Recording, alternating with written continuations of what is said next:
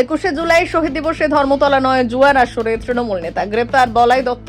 যখন গোটা রাজ্যের তৃণমূল নেতৃত্ব ধর্মতলায় শহীদ দিবস উপলক্ষে দলনেত্রীর বার্তা শুনতে হাজির, তখন বহরমপুরের মনীন্দ্রনগর অঞ্চলে এক চাঞ্চল্যকর ঘটনা। ধর্মতলায় না গিয়ে নিজের বাড়িতেই জুয়ার আসর বসালেন তৃণমূল নেতা বলাই দত্ত।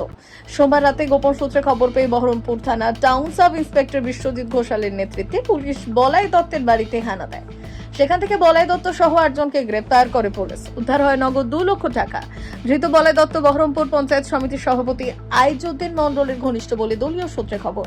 অভিযোগ, দীর্ঘদিন ধরেই বলাই ওই এলাকায় নিয়মিত জুয়ার আসর চালাতেন, কিন্তু শাসক দলের প্রভাব থাকায় কেউ মুখ খুলতে পারতেন না। এবার পুলিশের পদক্ষেপে খুশি এলাকাবাসী। ধৃতদের মঙ্গলবার বহরমপুর AGAM আদালতে তোলা হবে বলে জানা যায়।